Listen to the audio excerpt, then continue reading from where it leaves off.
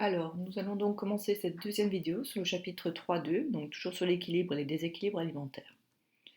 Alors, une petite diapo que j'ai oublié de présenter en fin de première vidéo, donc c'est la fin de la partie qui a été abordée dans la première vidéo. Donc, c'est un petit rappel, les besoins nutritionnels d'un organisme. Donc, ce sont les nutriments nécessaires en qualité et en quantité. Donc, ça, on l'a vu dans la première partie. Ces besoins nutritionnels sont variables d'une personne à l'autre. Donc, vous vous souvenez, quand on avait fait les besoins, surtout en énergie, on a vu que ça dépendait de plusieurs facteurs. C'est vraiment l'essentiel, puisqu'il y a vraiment, on l'a vu en activité 13, on peut très bien vous poser des questions là-dessus en faisant varier ces différents critères. Tout d'abord, ils dépendent ici donc de l'âge. On a vu que les jeunes enfants en pleine croissance avaient un besoin énergétique plus important que la moyenne puisqu'ils étaient en pleine croissance.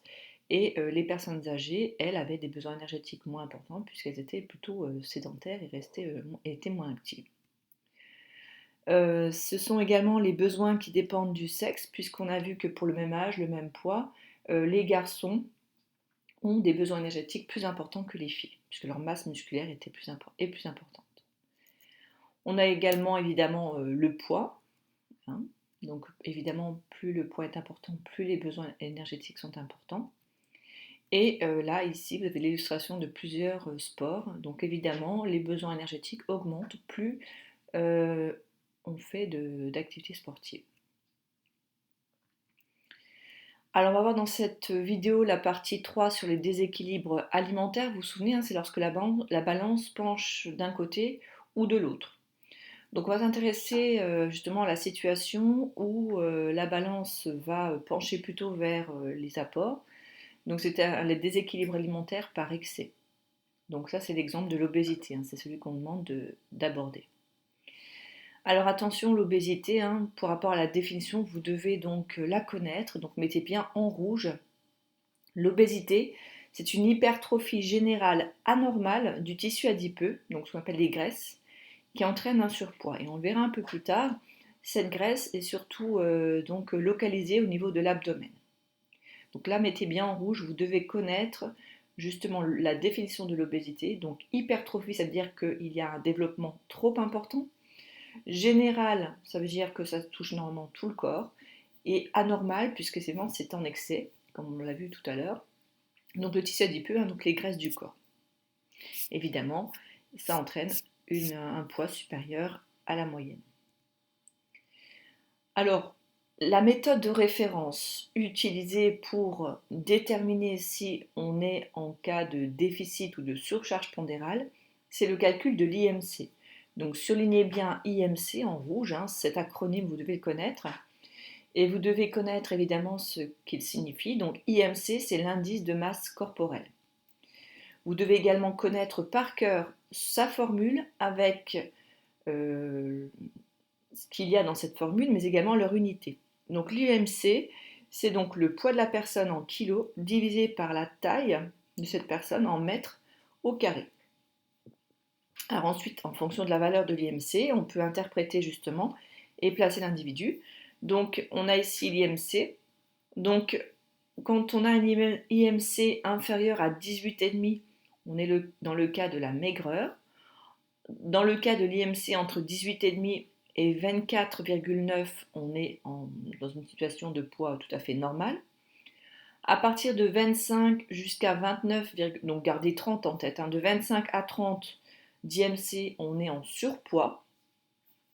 Entre 30, supérieur à 30, c'est ça que vous devez retenir, lorsque l'IMC est supérieur à 30, on est atteint d'obésité, mais à partir d'un IMC de 40, on a ce qu'on appelle une obésité massive. On parle également d'obésité morbide. Alors morbide, c'est ce qui provoque la mort, puisqu'en fait, évidemment, là, quand l'IMC est très important, le surpoids est très élevé, donc il y a beaucoup de conséquences, on le verra plus tard. Évidemment, l'atteinte des organes vitaux. Donc là, c'est vraiment l'atteinte, la vie du patient est en jeu, est en danger. Voilà, donc vous devez surtout retenir entre 25 et 30, on est en surpoids. Entre 30, au-dessus de 30, on est obèse. Et au-dessus de 40, à partir de 40, on a une obésité donc morbide. Donc peut-être mettre le terme de morbide à côté du signe d'obésité massive. Donc gardez bien ce chiffre 30. Au-dessus de 30, il y a donc obésité.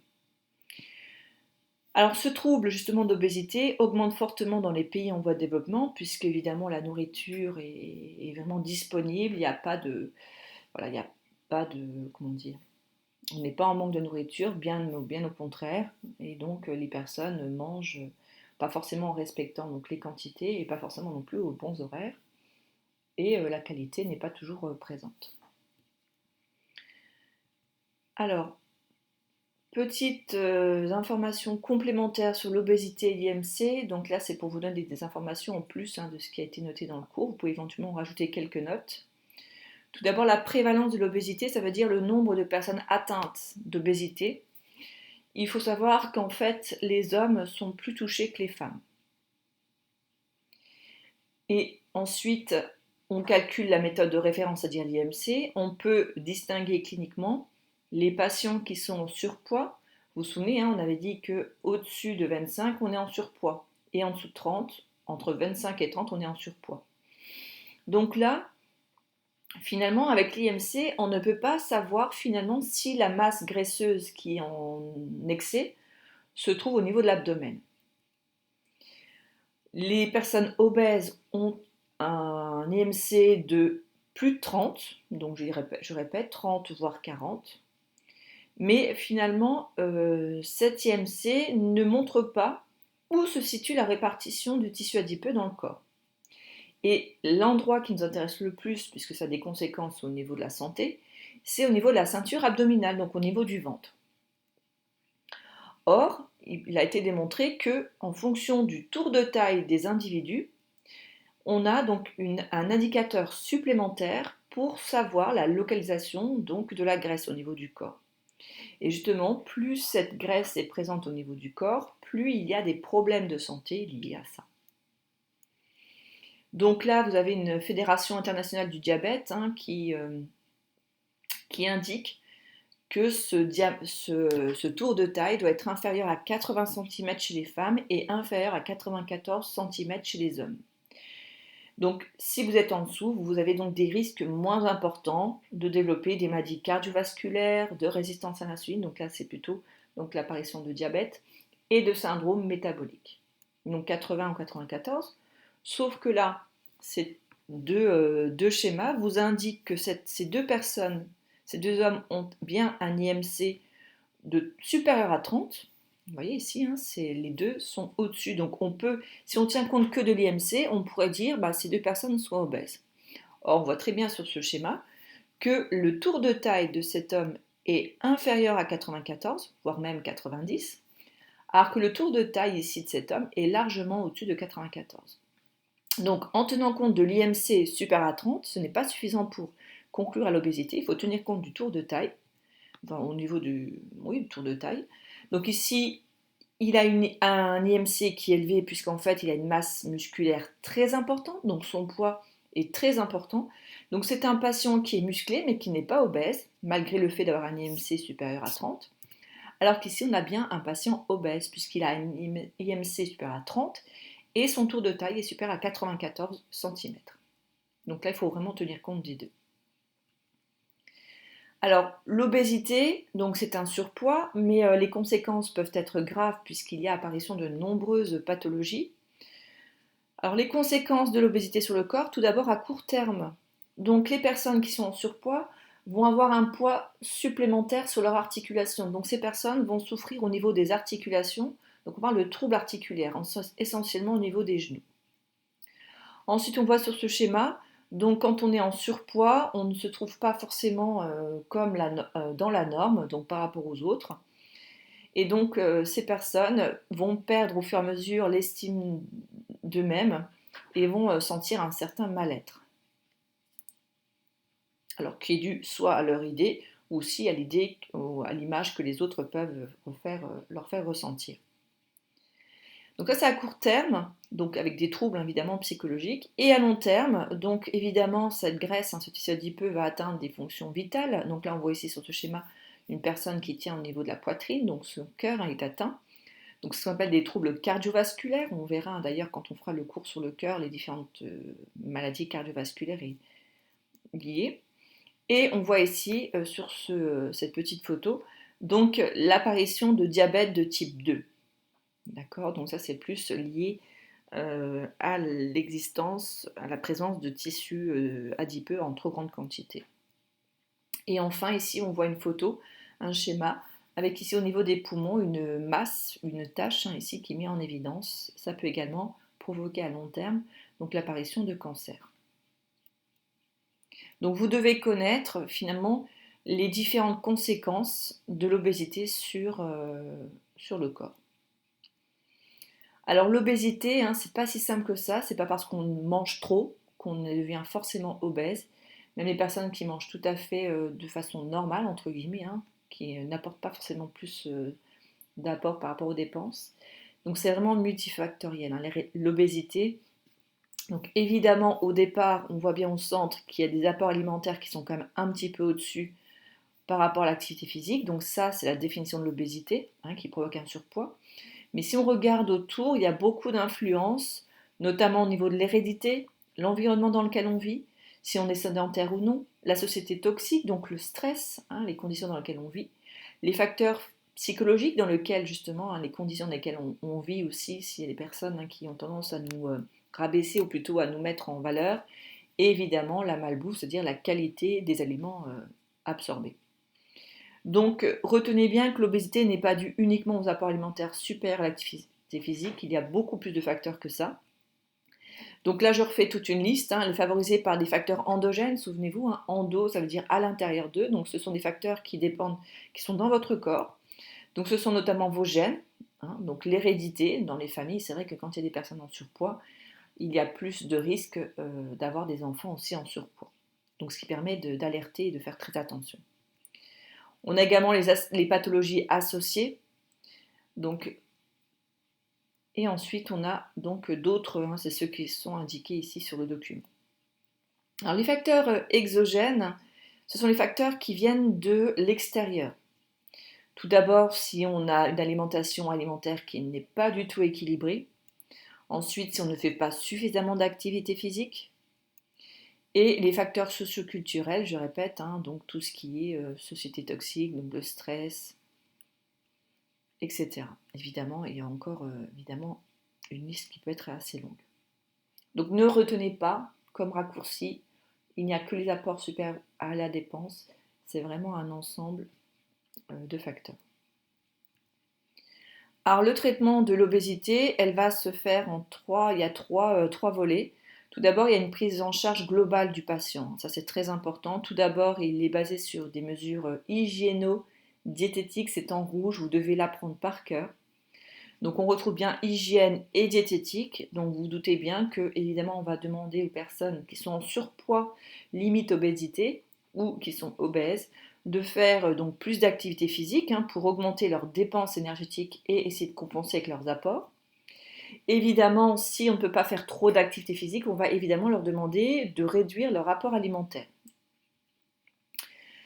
Ensuite, alors, il y a aussi, on peut rajouter, alors c'est pas dans les mesures hygiéno-diététiques, mais il y a aussi le problème d'estime de soi. Donc évidemment, on peut aussi encourager les personnes obèses qui sont vraiment très mal dans leur peau de faire un suivi psychologique. Alors on peut rajouter donc des traitements médicamenteux. Le but, c'est de limiter les apports énergétiques. Alors je l'ai noté, le seul médicament qui est disponible en France, c'est l'Orlistat. Alors ce médicament, lui, a pour but en fait d'empêcher l'absorption de 30% des graisses. C'est-à-dire que la personne obèse va manger, on va dire, comme d'habitude, donc elle va digérer, donc elle va former tous les nutriments, donc les petites molécules vont passer dans son intestin, sauf qu'au niveau de l'intestin, au lieu de passer dans le sang, 30% des graisses vont rester dans l'intestin, puis vont se retrouver dans le côlon et vont se retrouver dans les selles. Donc finalement, comme il y a 30% des graisses qui ne passent pas dans le sang, ça veut dire que ces 30% de graisses ne vont pas être consommées par l'organisme et ne vont pas être stockées sous forme de tissu adipeux. Donc, mesures hygiéno-diététiques, traitement médicamenteux, et si vraiment ces approches donc hygiéno-diététiques et médicamenteuses ne suffisent pas, on propose évidemment une chirurgie qui vise à diminuer le volume de l'estomac. Alors c'est ce qu'on appelle un bypass gastrique, donc vous devez connaître le nom de cette intervention chirurgicale.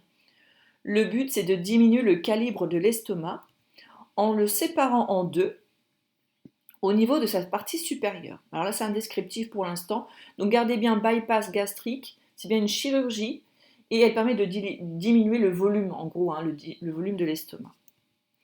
Donc le but c'est de prendre une petite partie de l'estomac en haut, on le sépare de la partie inférieure qui est donc la partie la plus grosse, et la partie supérieure que l'on a gardée, on va donc la suturer directement, c'est-à-dire qu'on va relier directement la partie haute de l'estomac à l'intestin grêle.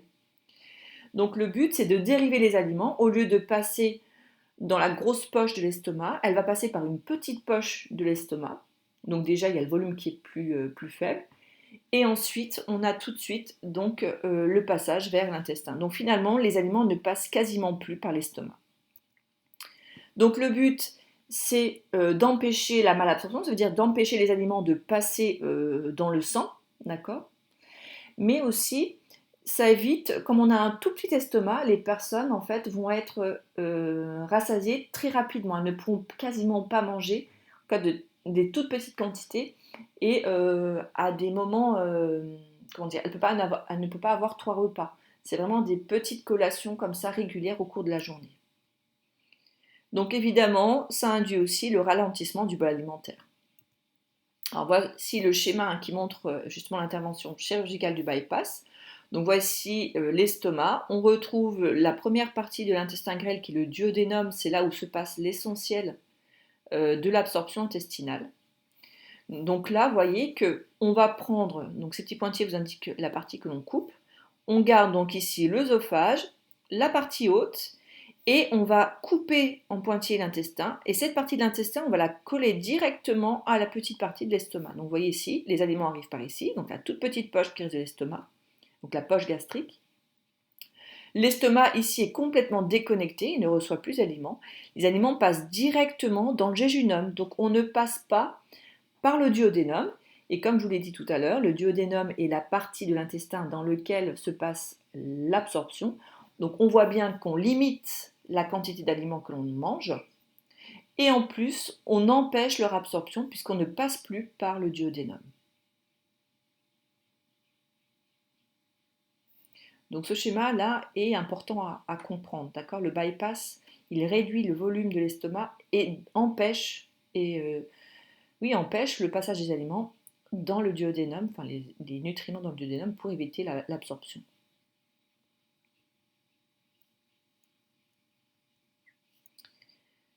Alors, on a maintenant le déséquilibre alimentaire par carence.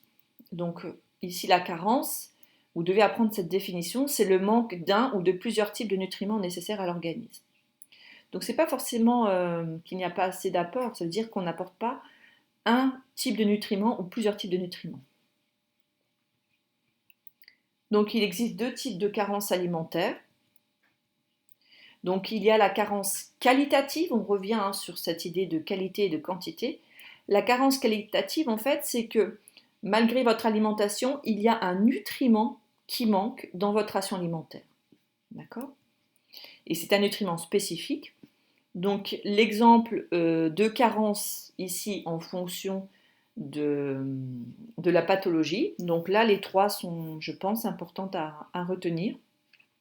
C'est peut-être une situation que vous pouvez rencontrer dans des sujets d'examen.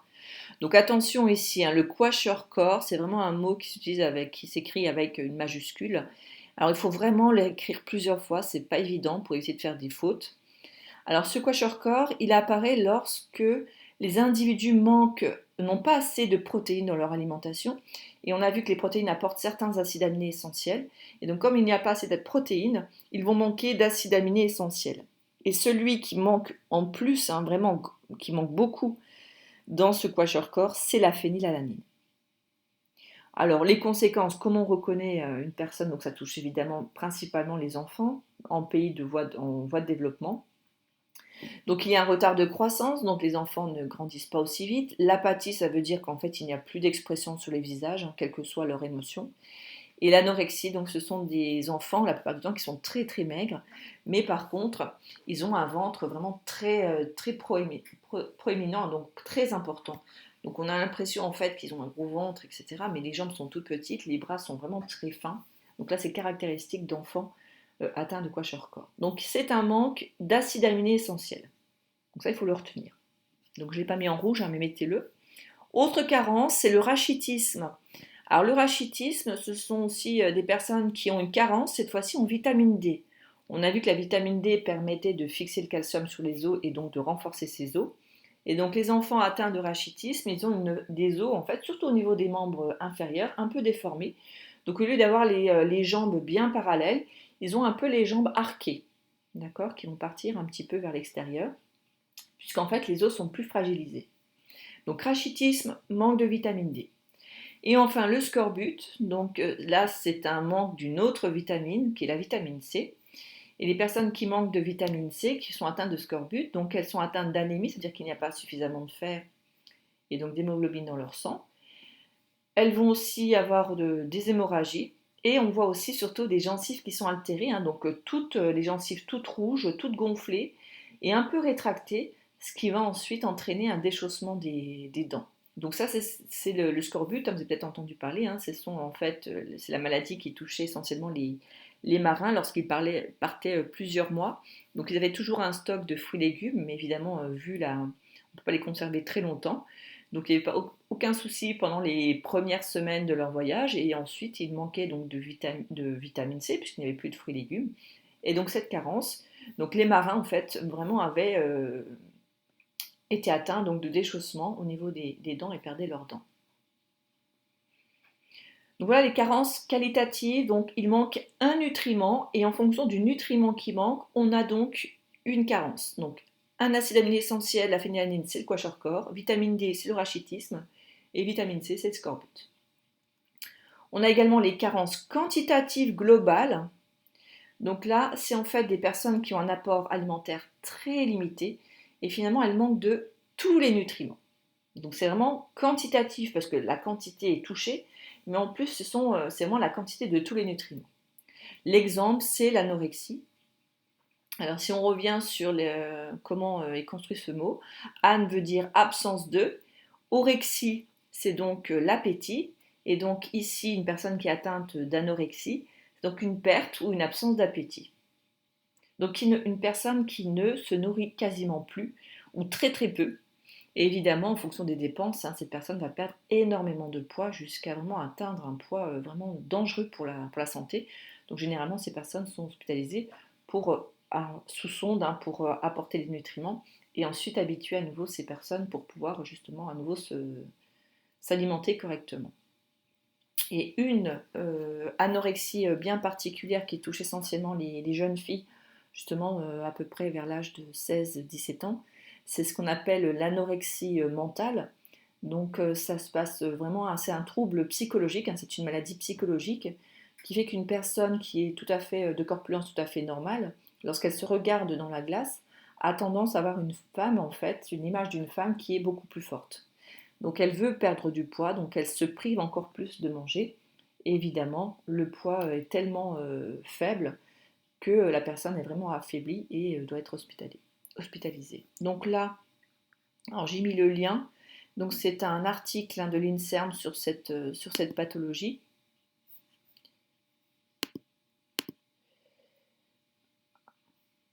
Donc sur l'anorexie mentale.